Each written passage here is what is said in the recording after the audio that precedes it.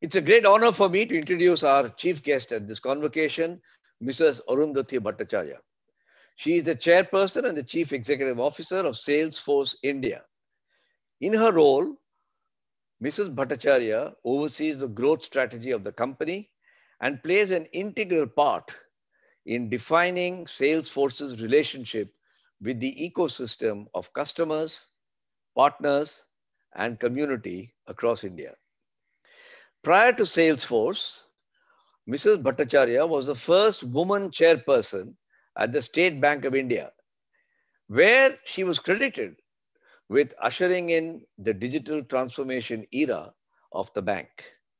Under her leadership, State Bank of India went on to be voted as one of India's top 3 best places to work in India. With over 40 years of rich experience in India's financial sector, working across varied roles and diverse national and international locations, Mrs. Bhattacharya has also earned a string of accolades to her name. Most notably, the world's 100 most powerful women by Forbes, the top 50 globally most powerful women in business, and the world's 50 greatest leaders by Fortune. Welcome to you, madam. Thank you very much for being here with us today. Hello, Mrs. Bhattacharya. Thank you so much for being here today. We are delighted to have you as our chief guest. Thank you so much, Vineeta. I must say that, I really am very honored that SPJIMR chose to have me as the chief guest for this convocation ceremony. And it's one of a kind, being entirely virtual, and I think the first one for y'all. So yes, thank you very much. And I will take this opportunity, first of all, to thank the chairman of the governing council, Mr. Deepak Parekh, who's been a long-standing colleague and friend and almost a mentor of mine. Along with that, I would also like to thank Mr. R. Gopalkrishnan, the member governing council, Dr. Vasant Shivaraman, the associate dean for academics, Dr. Varun Nagaraj, who's the incoming dean. And of course, the associate deans, the other faculty members, the staff members, the graduating students, their families, their spouses, the other members of the media, as well as ladies and gentlemen. Thank you all very much, for welcoming me here today and giving me an opportunity of interacting with this very bright class of graduating students. Thank you, Mrs. Bhattacharya, and we are really looking forward to hearing from you. I wanted to ask you that you studied English literature and then you reached the zenith of a career in banking and finance, and now with a world-renowned CRM company. How did you traverse this path, ma'am? What are the 3 greatest learnings from your professional career? Well, that's a question that keeps getting asked of me quite frequently, mainly because people really can't relate English literature to being head of a Fortune 500 bank. As it is, the banking system, as you know, is very male dominated. And to be the head of a Fortune 500 bank and the largest bank in India, and then, after retirement, coming into an IT company is something that really does, sort of puzzle people as to what it is. But if you ask me for the 3 main learnings that I've had, and which I would definitely like to share with this very bright class of students who are graduating today, is that, you must learn to challenge yourself all the time. Never, ever allow yourself to become very comfortable. If you stay in your comfort zone, you are not going to be able to, see the world the way I have been able to see it and really go from place to place. If you make up your mind, you can actually do anything. Anything and everything is possible. And therefore, stay out of your comfort zone, step out of it. In fact, in the bank, we used to have a joke that we used to get transferred very frequently. And I have worked in the north, south, east, and west of India, which has been tough. But it has also been something which has really opened my mind to very many new ideas, cultures, cuisines, languages, to a lot of things. And we used to say that, the bank waits for you to get a good hairdresser and a good tailor who can stitch a good blouse. The moment that happens, you are due for transfer. So, you are always being challenged by being given new roles. And the thing is, when such challenges come, a lot of us feel we are not ready. Okay. And we step back. And in fact, somebody was saying the other day, it all starts in our childhood, and especially for women, where, a boy is actually patted on the back if he does some courageous act, whereas a girl is patted on the back when she does something perfectly. Okay, so there is a difference in the way we are treated as children. And as a result, what happens, especially for the women students who are graduating today, I would like to tell them that even if you know that you will not be perfect in the job, take it up. Take it up and take it as a challenge. Be there, and surely, you can conquer it. So that is the first thing. The second thing, of course, which follows very easily from the first bit, is learning. Learning is something, that you have to do lifelong. It is not something that only ends, with your academic career. It's not something that ends with certifications. It's something that you do from your colleagues, from your ecosystem, from your parents, even from your children. Very often my child teaches me how to manage the new mobiles.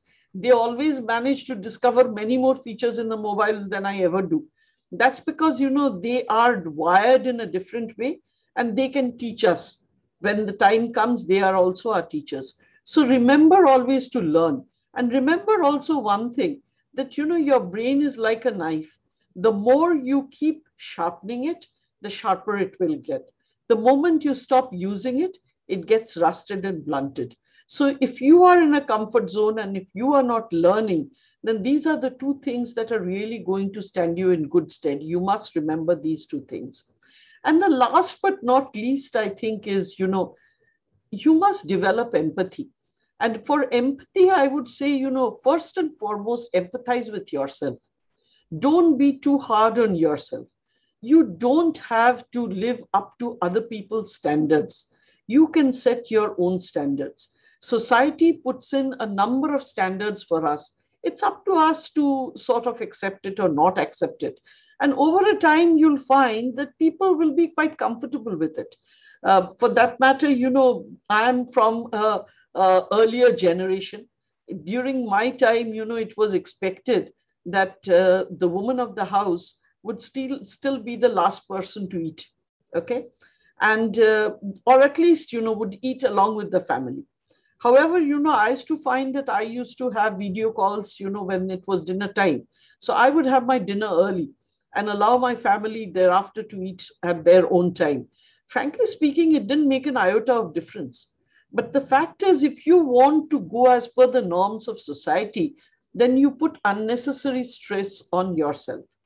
So while you're empathizing with yourself, also learn to empathize with the people around you. Put yourself in their place. And if you do that, you will find that, the entire ecosystem turns much more friendly and kindly towards you, because they feel that you are, really understanding, and they'll come through in times of trouble. So overall, I would say, these would be the three main things. That is, always stay out of your comfort zone, step out of it, keep learning all the time, and learn how to empathize. Beautiful. Learning how to empathize with yourself, that is amazing. The next thing I want to ask you is that as your career developed, you must have come across several challenges. Can you tell us how you dealt with it? And especially we know that even political pressures come your way. And today, increasingly, many private and even public enterprises are facing such pressures. See, the fact of the matter is that when you are in a position where you can influence decisions, there will be pressures that come from various angles. Okay. You've got to learn to deal with them. One of the ways of dealing with them is to deal with them in a forthright manner, to say that this is what can be done and this is what cannot be done. For instance, I would get pressures from a lot of places for placements of people. Okay. Because ours is a pan-India organization. Nobody really wants to go away from their hometown or their home state. So there would be a lot of pressure. But the fact is, I still have to run a pan-India organization.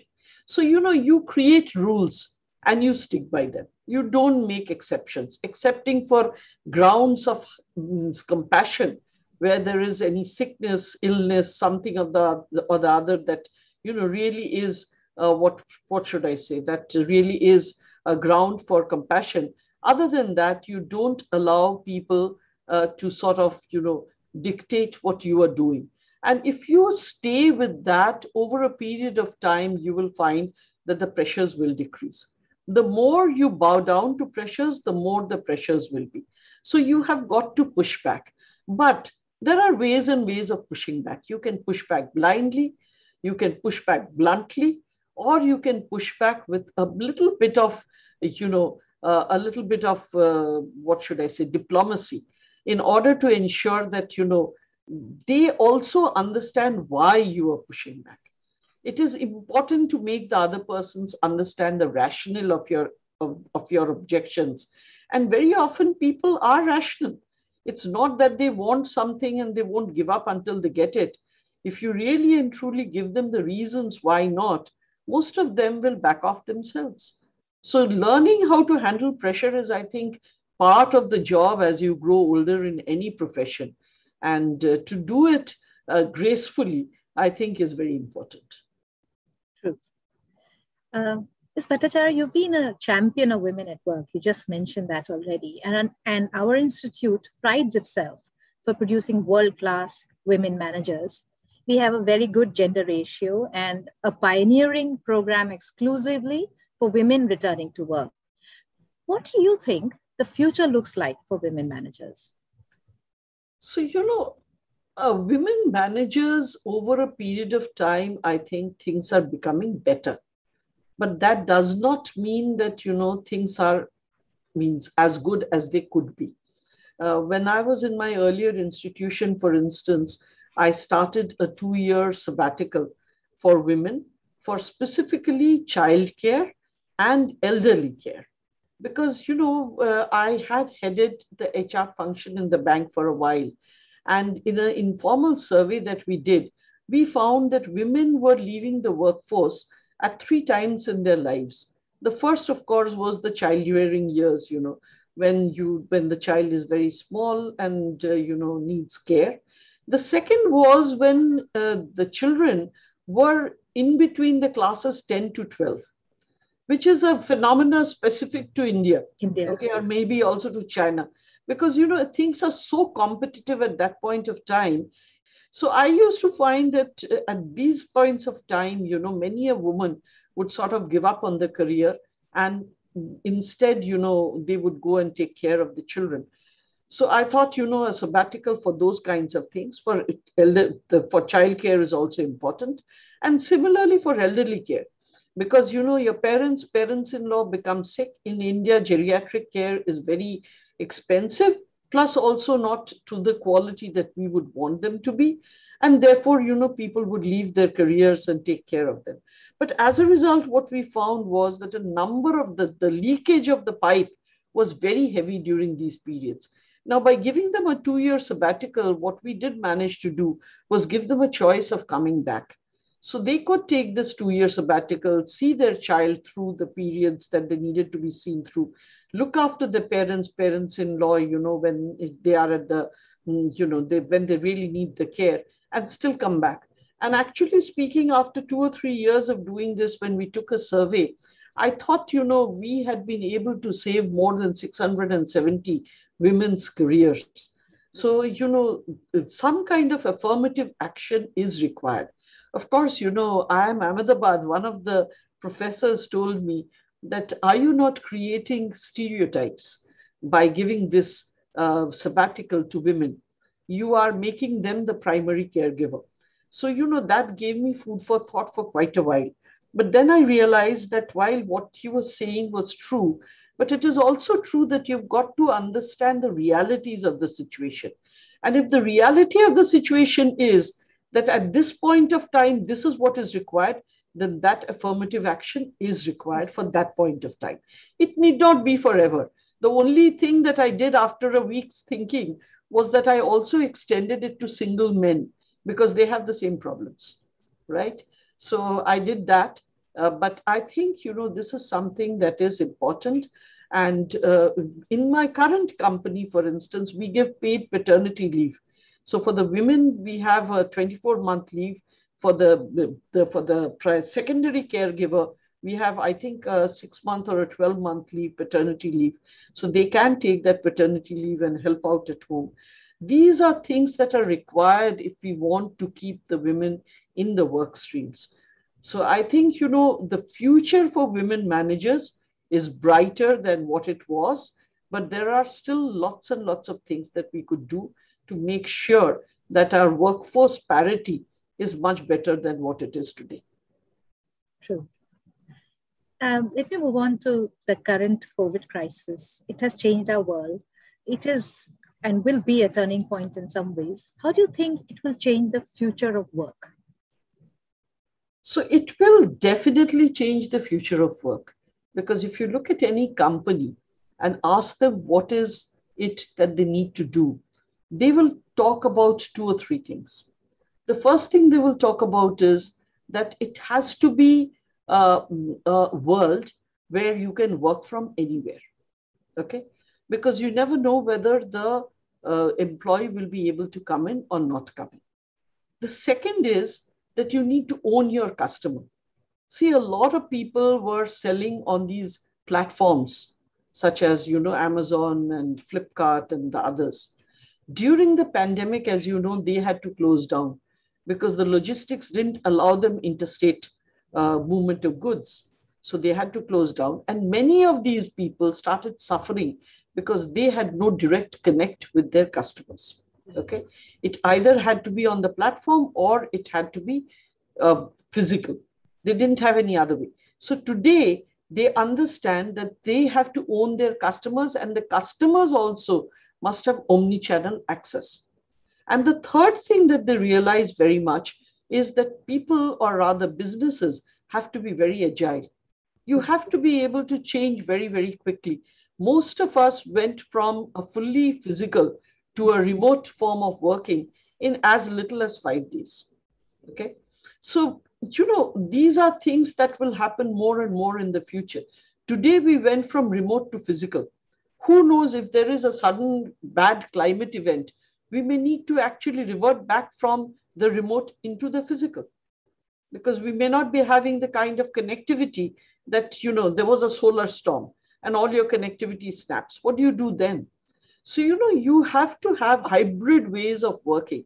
So if you look at the future of work basically is, first of all, it will be remote, but it will also be hybrid. Okay. The second thing is the future of work will be flexible.